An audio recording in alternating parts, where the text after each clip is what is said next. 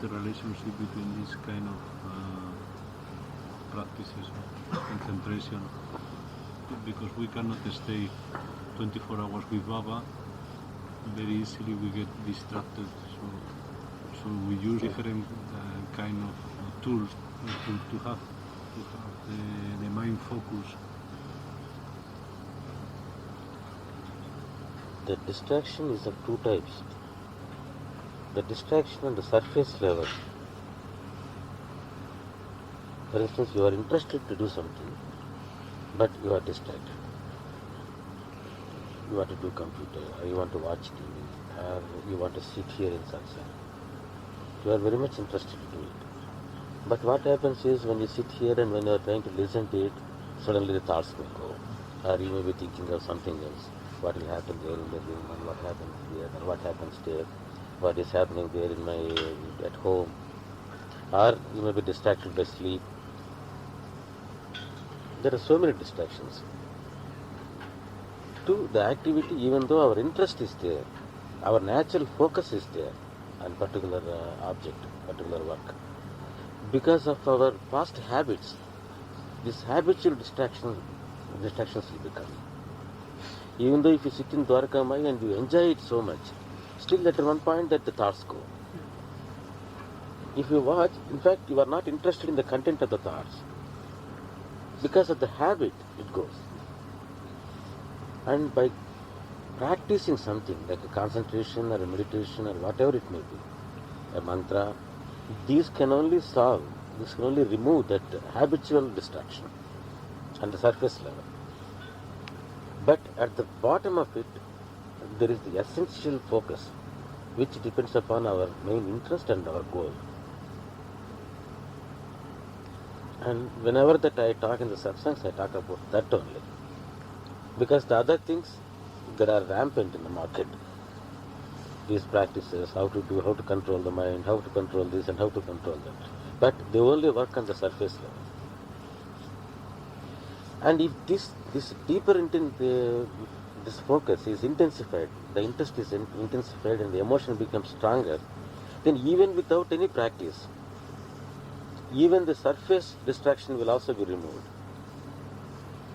What I try to do is, I try at the basic level, what are the emotions that are conflicting, which gives you a clarity of what actually you need. And actually what, even though your lack of focus to the object of your love. So at the emotional level, if the work is done, then it becomes easier. Even without any practice of all this concentration and anything, it naturally stays. If you are really interested in something, you don't get even sleep. You will not be distracted. Only after when it becomes monotonous, when it becomes a routine, and when it becomes a habit, then other habitual things come and distract you. So let us work at a deeper level. That is why I always say that don't beat about the bush. The real snake will not be killed.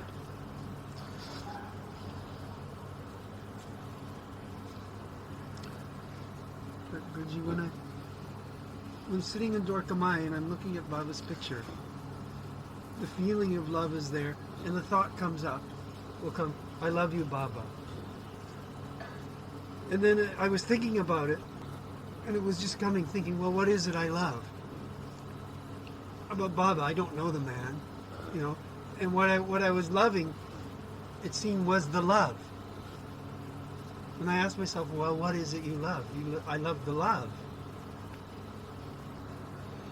But it is what I have always tell you in all the satsangs, that always I stress you. You have given a very concrete example for that.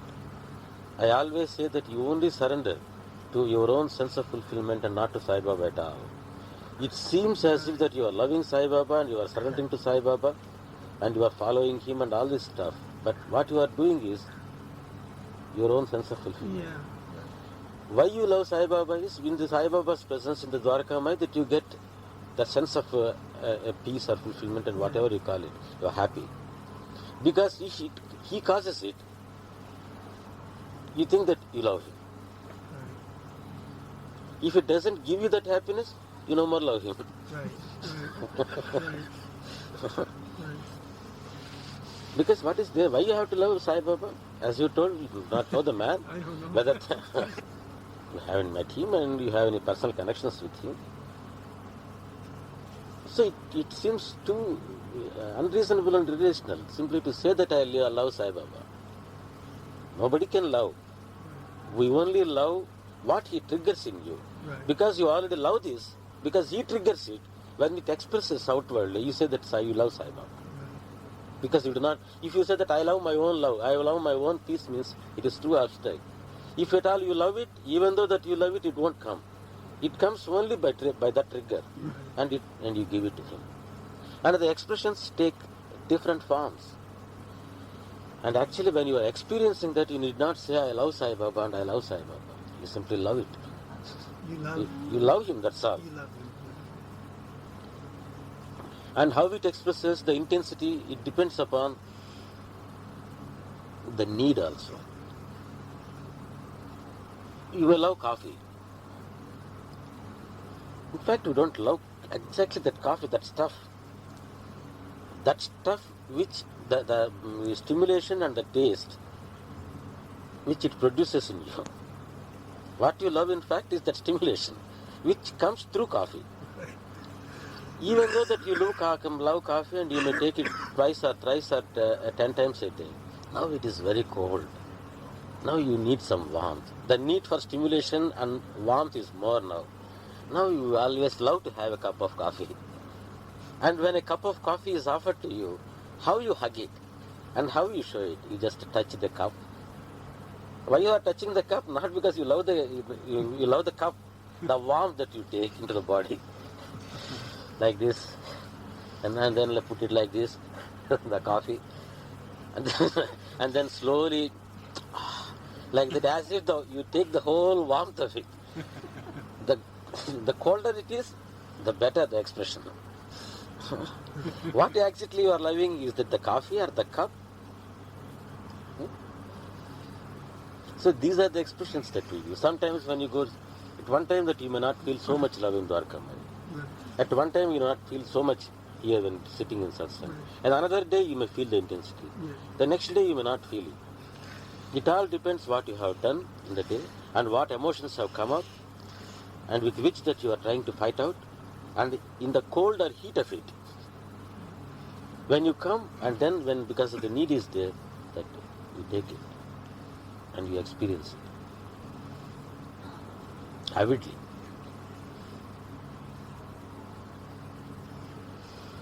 Guruji, could you talk about initiation, and do you initiate people?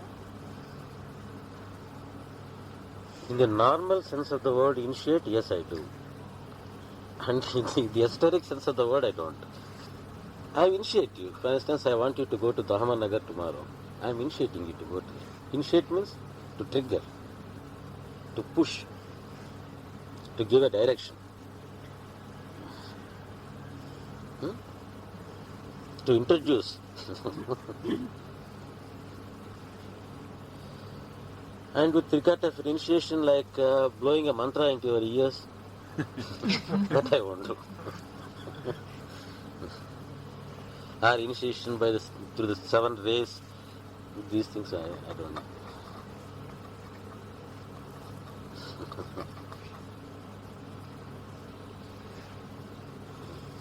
Question about Guru up there and the role here in personal evolution. Fear comes because with the sense of loss of something which you love most. It springs from love. Because you love something, and if you are insecure, if you are afraid that you may lose it, then fear comes. The basic fear, what we call, is fear of death. Even that fear comes because you love your life so much, you don't want to part with it, and because that there is a possibility that you may lose it, that gives you the fear of death. Fear of death is the result of your love of life.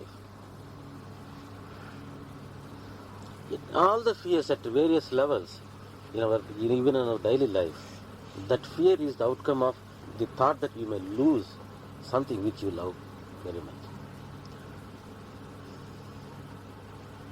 In the personal development, usually everybody has this fear in different aspects and for different reasons and different causes.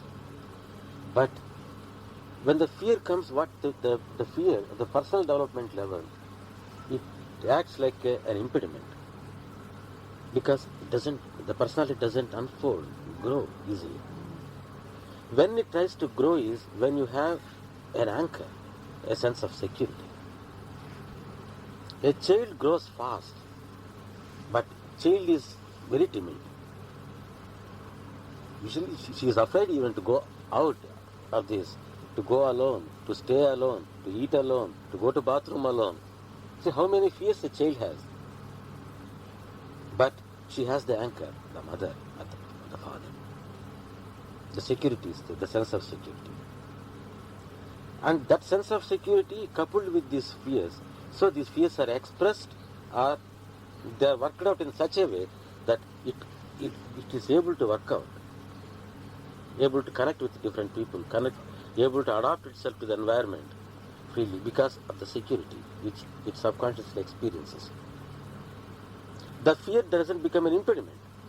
The fear becomes a push, an initiation to achieve something, to get something. And when that sense of security is not there, that anchor is not there, then it suppresses. It becomes a detrimental, a harmful influence on the personality. He becomes more timid, more suffering from inferiority complex, more shrinked. He can't express. Even if he expresses with the basis of this complexity of fears. And what he does is, with all the complications, makes things complex. Imagining even a simple thing a complex one. And on the basis of the complexity, again he makes another complexity. So the whole personality becomes a jumble, a complex thing. Sometimes it takes the act of arrogance, or an offensive mode also. Juvenile delinquency, for instance. You know what is the juvenile delinquency? The violent and the so-called immoral behavior in the children, going and beating somebody with the violence and shooting some people, becoming part of the gangs, aggression and all these things. This is an aggressive expression of it. But what the basis of it is, actually even the psychological studies have proved that those who have mainly become juvenile delinquents, what they lose is their parental love and the parental security. Most of the people who do this are those that, even though that they have the parents and the parents love them, some link is missing, that they don't trust that the security is there. Then people become like that. That is the negative expression of the personality. So at the personality level, fears are there, but if the sense of security is there, these fears can be expressed, they can be transformed into as a fully grown up, a developed personality. It is useful. Minus this, it becomes detrimental and harmful. It is like the harmful bacteria and the benevolent bacteria. Like the yeast, which makes milk curd.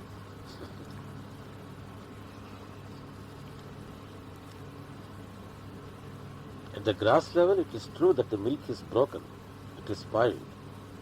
But how it breaks is, it breaks and it transforms into curd, which is the other stage of milk. So when coming in contact with you, and the fears come up that causes suppression or holding back, what to do? It won't. In fact, what happens in coming in contact with me is, even though the fears are there, I don't discourage the fears. Yeah. But at the same time, you have an anchor. Right. And after one or two experiences, that you don't even simply think that it may be my only a psychological feeling. Right. because you can practically experience it. Then you have the fears, you have the support. You fear and you do not fear. Then as the famous Baba's catchword, why fear when I am here?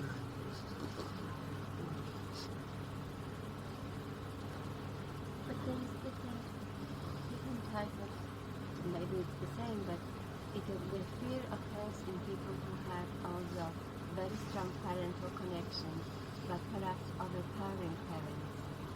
And fear in people who did not have a parental connection also expresses itself.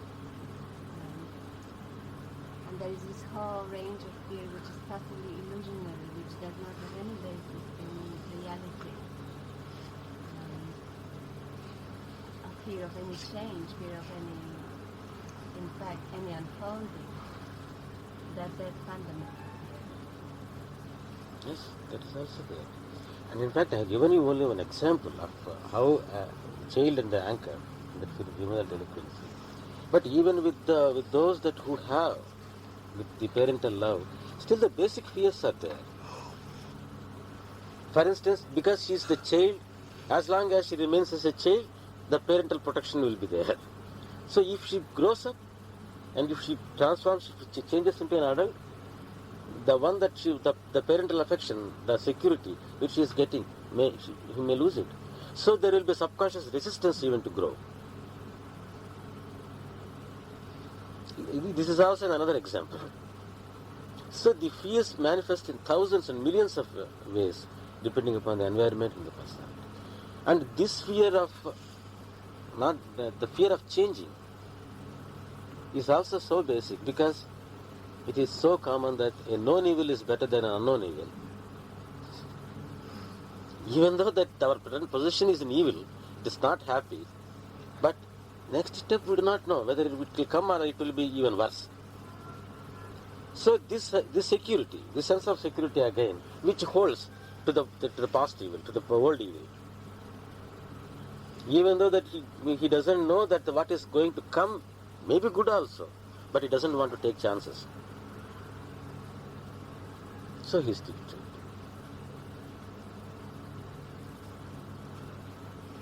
If we go on, if you apply the principle which I have told you, all the fears will be answered. This is the formula, A square B square plus B square. Isn't the sense of security or an anchor to a belief system? You believe in something, you believe in Baba or you believe in Jesus Christ. If you truly believe in that, then that is your anchor, and that's your love. If it really works as an anchor, he is already transforming. The point is what he believes may not give him the sufficient anchor. Then comes the problem. That is what I already said. When you believe it, you will get some experiences, and then it stops being simple belief. It becomes an experience. Then it expresses totally. What happens with many people is they believe something which can give them an anchor, but it won't give the anchor. Yeah. But still they stick to it.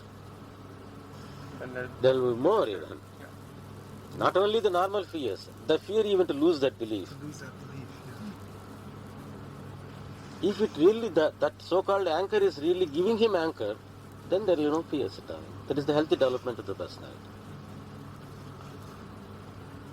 Last year in talks with Kevin, you mentioned the subject of a jump from the ground of personality to the ground of being, and you gave the example of having an anchor, holding on to a Baba, a branch. Could you say something more about it? Whatever I told Kevin, let us forget it. Now in this context, our old beliefs are, our concepts are the branch on which that we are sitting, and we are afraid that it may be broken at any time, not able to bear the load of all your concepts and burdens. But you do not have any other branch, and you are not able to go to other branch because you are afraid that that branch is even weaker. So when something happens to you that which gives you the push, the triggering, the initiation, which will give you another branch, which seems to be, do not know whether it is really stronger or not. And when you hold to it, and then if you really experience that it is stronger, then you leave the old branch. So I have to do both the things. I have to make you leave the old branch, and I have to give you a stronger newer branch. So the older concepts have to be removed, and a newer, at the experience level, and another branch has to be given, an anchor has to be given. It has to be done at both. Otherwise, what happens if I don't do both? Then you will become more insecure. Because at least you are having one branch, whether it is weak or stronger, even that is shattered. Then you don't have anything to hold to. That is why even though that I try to shatter many of your concepts, you don't feel so much insecure also. Because my main object is just not to shatter your concepts.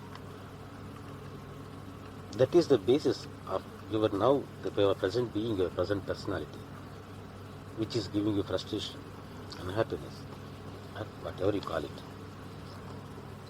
And you are not able to give it up. So I have to do both. I have to give you a stronger anchor, a stronger branch, and then give you a push to go from this old branch to the new branch.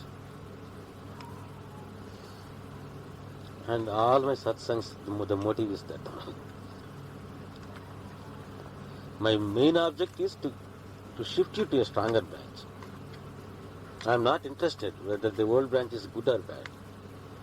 It all depends upon how strongly you stick to your old branch. If your sticking is stronger, then my shattering will be stronger.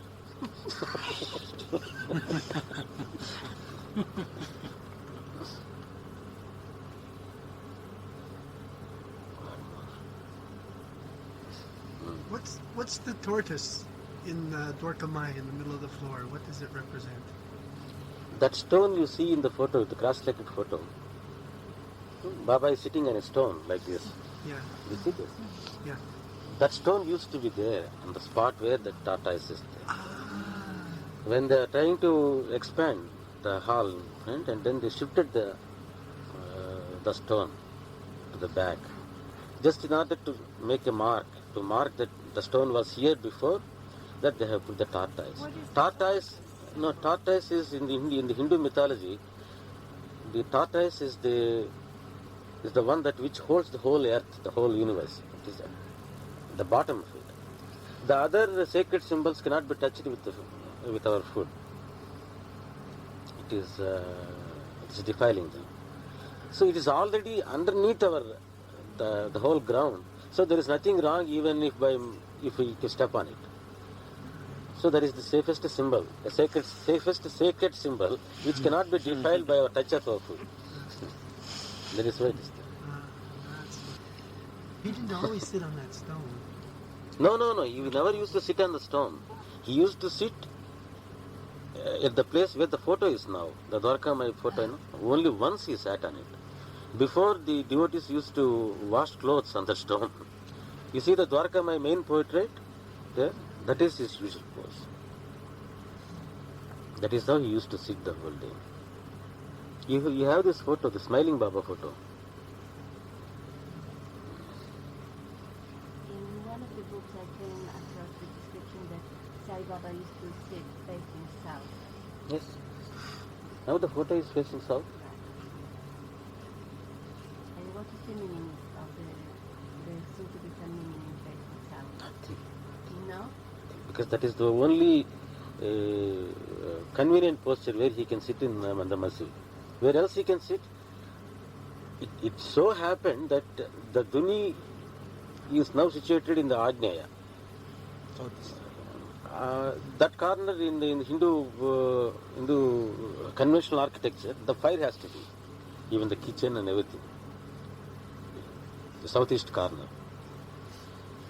But what happens, for instance, think of Dwarkamai. In those days, that part where the Dhuni is there, the roof was not there in the early days of Baba. Only one part of the roof was already, it fell down. Only one part was there. And then that is a masjid. In the masjid, the sacred object is the mimbar, that niche. Yeah. That niche is towards Mecca. All the Muslims, all over the world, they turn towards the west, to the niche. That is the window through which that they can pray to the Mecca. That is only that symbol. That is where all they come and they do nawaz. And it is disrespectful to keep a respectable object to the left. Always a respectable thing should be always kept to the right. That is why even while dining also, Baba used to make Bade Baba sit to his right only, always. Because he used to treat him as a honored guest, always. So whenever that he used to dine, Bade Baba has to sit to his right only, not to the left. So just think, if at all that you go and you want to sit there, you have to get some breeze and some air. And where do you sit? You sit exactly where Baba used to sit on. There is no other go for you. And where the Duni has to be placed, the opposite. The opposite happened to be the southeast corner. Then the Nimbar is to his right, then the Duni is to his front. Because this, there is no other reason for that.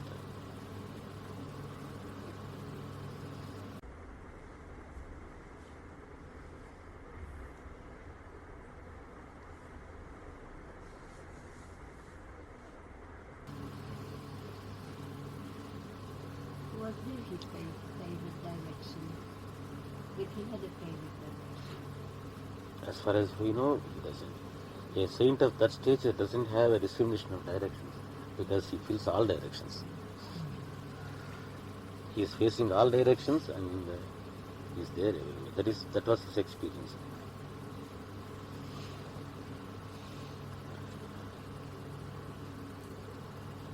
And why that became so important is, usually a saint or while we are sitting in meditation, people are not advised to sit facing south. It's considered to be very inauspicious in Indian tradition. Because south is the direction in which the realm of the god of death is situated. Yama. The Yama. So it is facing, Yama means facing death. So they like to face the direction where the god of wealth, the realm of the god of wealth is situated, like that. Or where the realm of the god of power is situated. But they avoid south. People are not advised not even to sleep. North and south direction, facing south. That is looking at Yama, looking at death. If you look at him and he may also look at you, and then there is the whole thing. Even they don't put even photo also, a picture facing south. Many people objected when the Saipatham in my house there, when Baba's picture is turned towards south, and these people who had this traditional stuff in their brain, they came and they said, Guruji, you are putting Baba's photo facing south. That is the convenient place where that I can put Baba's photo. That is why I put it, not because of any other reason. If I have another convenience, I will put it in some other direction. Here, in fact, this shed, constructing this shed, you can't see any mandir or any satsang hall Like this facing north and south. Yes. Go anywhere in India. Yes. But this is the most, to me, it is the convenient posture where I can have the length and everything. So I said, it doesn't matter. Go. When people come, Baba should be there. Even from the gate, they could be able to see Baba. They're going in the road. See, from Pimple Rod to Road also you can see. I don't know this stuff, this superstitious stuff, don't bother about it. Come on, put it. In fact, it is in Indian, it is the most radical satsang hall. Very, very radical. To you, it doesn't mean anything. An Indian can't even think. Go and see any mandir in India, any mandir. And I sleep north, south in my room. Facing south, sir. Facing south. Yes, that is the only convenient posture there in that room. What can I do? Baba is in all directions, and wherever you face Baba. There's nothing to fear.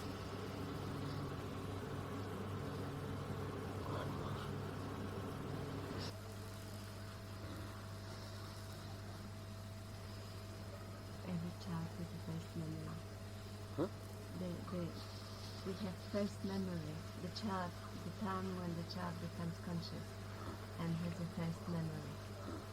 And I wanted to know about your first memory, and that was one unsuitable question.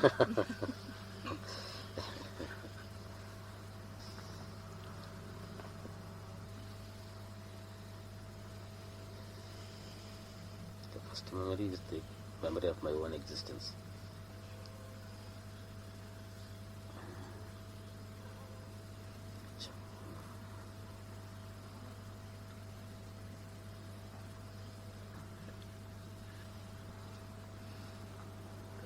Sir Baba సమాధి చేసినప్పుడు మరి కాళ్ళు సోత పెట్టారు sir, అది హిందూ సంప్రదాయ ప్రకారం మన సంప్రదాయం sir. He is asking, Baba was entombed, lying to the south and north. Is it the Hindu tradition or the Muslim tradition? He was buried according to the Muslim traditions only. And even according to the Hindu traditions, a monk, a sannyasi, he has to be buried facing north. His face should be north. But preferably in the sitting posture. But when if it is not possible to entomb him in the sitting posture, for instance, to some people the rigor mortis may come and then they can't make him sit. Then in that case, his face should be towards the north. In that case, both the traditions they agree. The face should be towards the north. Even though the possibility was there that Baba could be entombed in a sitting posture, because even after 3 days, Baba's body didn't get rigor mortis at all. Actually, he was made to sit in Dwarkamaya for 2.5 days. All the devotees came and took his darshan. But when he was lifted, his limbs came as if that he was sleeping. So he could have been entombed like that. But according to the Muslim tradition, he was put in a box and then was what you call coffin. It is both in Muslims and Christian traditions. The body has to be put in a coffin and then down. Baba was buried like that. If it would be in Hindu tradition, he wouldn't have been burned and not buried? No, buried. Yes, monk has to be buried, not cremated. Only householder, he has to be cremated. Otherwise, he has to be buried. So the whole Hindu tradition is based on the Vedic ritual. The Vedic ritual is the ritual of fire. It's almost the whole Vedic tradition is the fire cult. The whole tradition, the whole ritual goes round the fire. So as a student, when he learns the Veda, what he learns is how to do the fire ritual. When he has learned the fire ritual, then he has to be married. When he marries, first he starts the fire ritual himself. His personal fire is installed in his house. Because that was the deity in those days. The image worship was not there in the Vedic times. The fire used to be the image, the deity, the god. And daily he used to worship the fire. And he is the one who is properly initiated, properly learned how to do the fire ritual, with all the rites. And when he passes away, people imagine that he become one with the deity, the object of the whole lifelong contemplation on the fire. So that fire which he lit and then he was contemplating the whole life, with that fire his body also has to be cremated. So the assimilation will become complete. The spirit has already been assimilated, absorbed into the spirit of fire. Now this material is also consumed by the fire. So the fire goes to the fire. With a monk, the monk is not authorized to do, he gives up, he abandons all fire ritual, any ritual. And the monk is not authorized to do any fire rituals. All these Vedic rites, a monk should not do. Even Arti? Arati is different. It's not a Vedic thing. You read the my Arati introduction. This will be answered. How it has transformed into the Arati. The Vedic ritual was transformed. So a monk, because he's already abandoned his connections with the fire, he should not be put to fire. So he is to be entombed. And a person who hasn't been married, he is also entombed, not only the monk. Who has not initiated into the fire rituals, a person who is not initiated in the sacred thread, for instance, he has to be entombed, buried only, not cremated. The fire should not touch his body, because he is not right, he is not a proper man, where the fire can purify him. So if a householder is a yani, he's still burnt. According to the tradition means he has to be burnt. He's still burnt because he's a householder, Householder. even if he's a yani. He has to be cremated. Sometimes the saints will also be put just in the Ganges, no? Not Yes, buried? there is also that depends upon some The cultic traditions. differences are there, some traditions. Because you can't simply brand Hindu tradition as this. There are so many local variations in it. Some people, what they think is, by giving the body to Ganges, and it becomes food to the fish and these things, and so that is punya, that is meritorious. Right.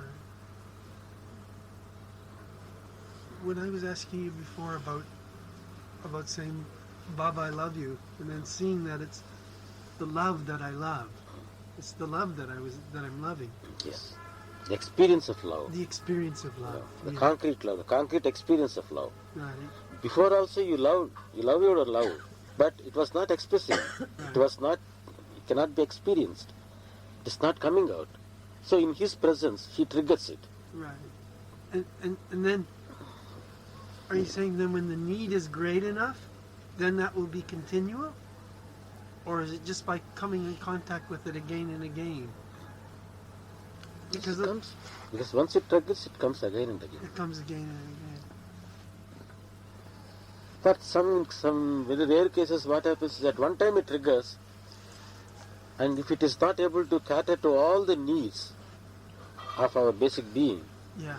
then after some time it stops triggering. Acha. So that's why the other needs have to be seen in life? Because what happens is when you go at the surface level, you go with some concepts. Yeah. Because already that you have superimposed on your mind certain concepts. And what happens is when you go there, immediately those concepts become fulfilled. You get a sense of fulfillment. Right. But what happens at a long time, then the real basic things start coming out. And then the person or the place, it stops triggering you. Because it doesn't cater to the basic things. Some kind of a mukti, a sudden peace of mind, a sudden stillness of mind, a blankness. A blankness can never be your need. But people, that concept they go and sit in front of a saint. And the moment the mind becomes blank, oh, I attained samadhi. Oh, his presence is very powerful. And then what happens is, in the blank, actually what he was trying to experience, that blank, first he was actually craving for, it becomes hollow. Right. Right. Then he starts experiencing that blank, that so-called blank he was all the way coveting for, is become hollow. The more and the more that you feel become hollow, so it stops. But I don't experience love. I couldn't say it's love when I'm sitting in the Dwarkamai. It's not blank and it's not love. Because Baba never said about blankness. He always trying to cater to the basic human needs. They won't change. And so there is no possibility of Baba stopping or ceasing to trigger your love. He triggers from any aspect, any need, any concepts. He is there, able to trigger you. And what is that you are experiencing in Dwarkamai then? Is it fulfillment, sense of fulfillment? It's more that. That is your name that is given. That is why love is his jargon, and I am using his jargon. And if I say fulfillment, and I don't know anything more than fulfillment, fulfillment is full, there is nothing more than that. It's an experience of fulfillment. It's good. That is your name of love, or his name of fulfillment. He calls fulfillment love, and you call love fulfillment. And somebody calls something else. The experience is different. And that also differs by what needs that you go and experience it. It is relative. He says peace. I am having peace. At the contrast of some disturbance, he says it is peace. If you are needing something, you are longing for something, you say fulfillment. Right. Like that, it all differs from which angle that you approach that source of triggering. And it can change as well. One day It it's intensifies like more or and more. one- That changes because after some time your needs may change. Some more basic needs may come to the surface. The moment that the surface needs have gone, then what is waiting at the another level, the panel, it will come to the front again. And then the experience changes. And he caters to that also. I thought there's only one basic need. Now you talk about the basic needs. Basic needs. What do you They mean? may change from person to person. Then one has to decide, or one has to experience it. Even if we don't know the need, many people ask me, even though because that has become a catchword, to know your need. Even though that I need not know the need, if I know that my need is fulfilled, that is enough. That happens there. So Guruji, what does all this, the fulfillment and the changing needs, have to do with when Ramana Maharshi talks about the formless, unchanging reality? He talks like that, at least from what I've read. He talks about something that's unchanging. I told you about Ramana Maharshi that day, all the jargon that he used, depending upon the people that who question. When you start using the jargon of love, I have to answer in that Yeah. way. That's it. When she talks about personality, psychoanalysis, and personal development, I have to use that terminology. Juvenile delinquency, this and that, growth, personality unfoldment. It's not that it's not my jargon. Are you saying this to me? What we were just saying now, you were just saying now about Ramana Maharshi and using Vedanta concepts. Are you saying that to me to cut my concepts and not to indulge my You can't concepts? cut it. I can cut it. I have been doing it. I know What you is that have. you can cut? I know. I know you have. If I ask you to cut, you won't cut. You will water it and then you will grow it. You answered my question. Thank you. Yes, okay. I would water it. Absolutely correct.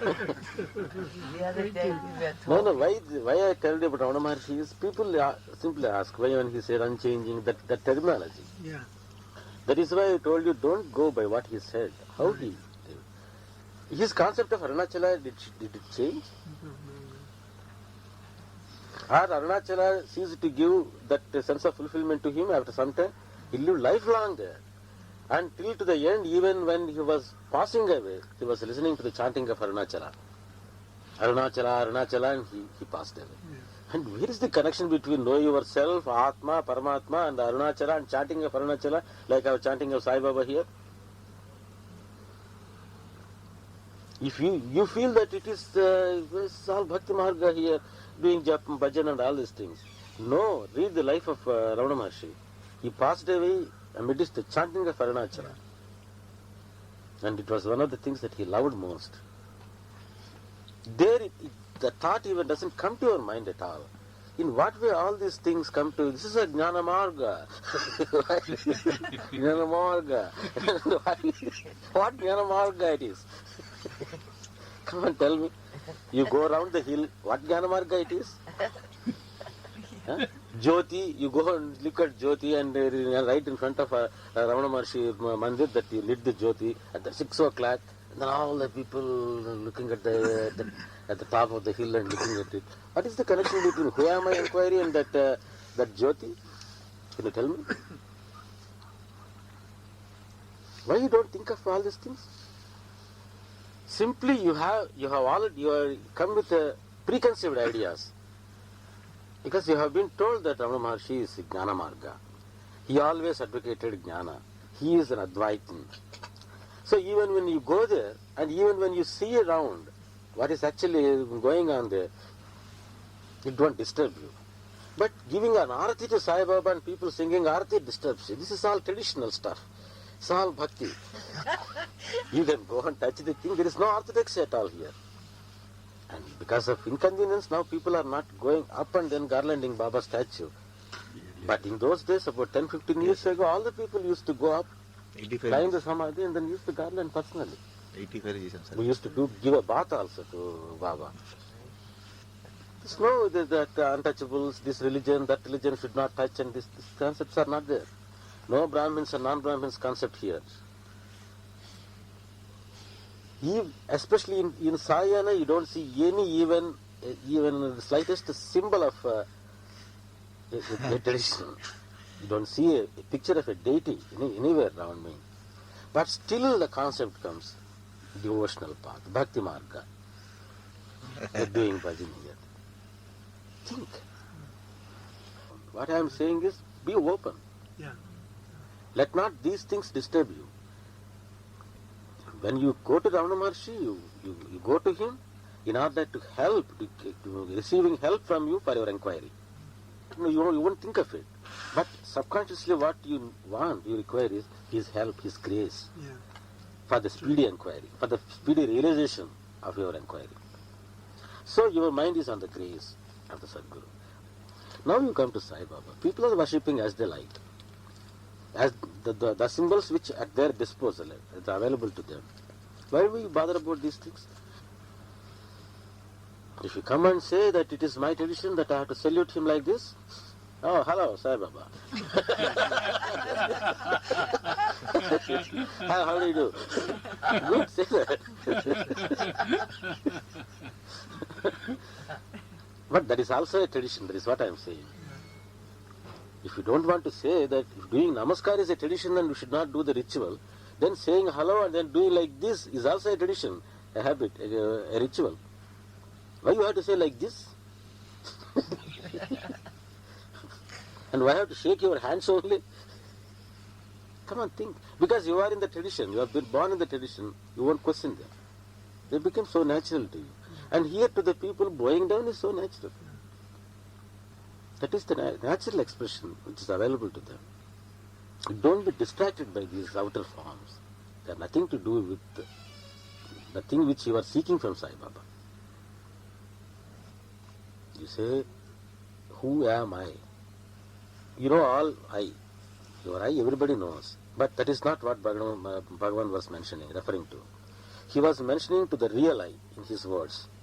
That means a superior thing, which is beyond, which transcends this limited personality, which he calls the false ego. The Atma means which pervades everything, which is almost divine, the God, the perfect. The perfect is within you, but you are not able to experience it. Right. So try to inquire the I. It is experienced in you in the form of your own existence. And when you say for instance, here people are saying Sai Baba and Sai Baba and Sai Baba.